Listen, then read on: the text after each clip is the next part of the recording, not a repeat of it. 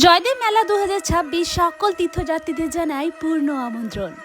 রাঙামাটির দেশ আমাদের জয়দেব কেন্দ্রী, তার মাঝে অবস্থিত আমাদের রাধা বিনোদ মন্দির। এই মন্দিরকে উদ্দেশ্য করে যে মেলাটি গড়ে উঠেছে সেটা হচ্ছে আমাদের বীরভূমের বিখ্যাত জয়দেব মেলা। আমি গর্বিত এই গুপ্ত বৃন্দাবনে জন্মগ্রহণ করে, কারণ আমাদের জয়দেব কেন্দ্রের আরেক নাম হচ্ছে গুপ্ত বৃন্দাবন, কারণ এখানে স্বয়ং শ্রীকৃষ্ণের বাস। অনেক দূর দূরান্ত থেকে বিভিন্ন তীর্থযাত্রীরা এখানে আসে মকর স্নান করে পূর্ণ অর্জন করার জন্য। এই জয়দেব কেন্দ্রের মধ্যে অবস্থিত অজয় নদ, আর এই অজয় নদে এই সমস্ত স্নানযাত্রা সম্পূর্ণ হয়।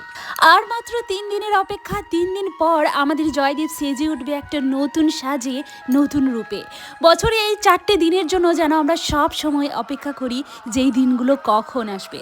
এখন দেখতে পাচ্ছেন যে নদীর ধারে অর্থাৎ অজয় নদের ধারে এই যে মেলাটা বসছে এখনও সম্পূর্ণভাবে বসেনি, কারণ 3 দিন পর এগুলো সম্পূর্ণ হয়ে যাবে আর প্রচুর মানুষের ভিড় এখানে শুরু হবে। এই মেলার মধ্যে একটা মূল অ্যাট্রাকশন হচ্ছে আশ্রম। বিভিন্ন দূর দূরান্ত থেকে এখানে আশ্রম আসে এবং সবাই অর্থাৎ সকল পূর্ণ তীর্থযাত্রীদের সেবার আয়োজন করে। জয়দেব এখন সাজু সাজু রূপে গড়ে উঠছে শুধুমাত্র মেলার জন্য।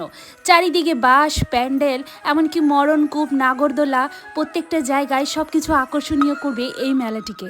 এছাড়া এই বছর জয়দেব মেলার একটা মূল বিষয় হচ্ছে বীরভূম আর বর্ধমানের মধ্যে একটা সুন্দর একটা পথ সংযোগ তৈরি হয়েছে। হ্যাঁ, একটা সুন্দর সেতু তৈরি হয়েছে, তার মধ্যে সহজেই আসা যাওয়া করা যাবে। আর একটা বৈশিষ্ট্য কি জানেন তো, এই মেলার মধ্যে আসলে আপনি কখনো খালি পেটে ঘুরে যাবেন না, মানে ওই যে আধ পেটা যে জিনিসটা বলে সেটা কখনোই হবে না, কারণ মেলার মধ্যে এত বেশি আশ্রম বসে আর আশ্রমের প্রসাদ সব মানুষই পায়।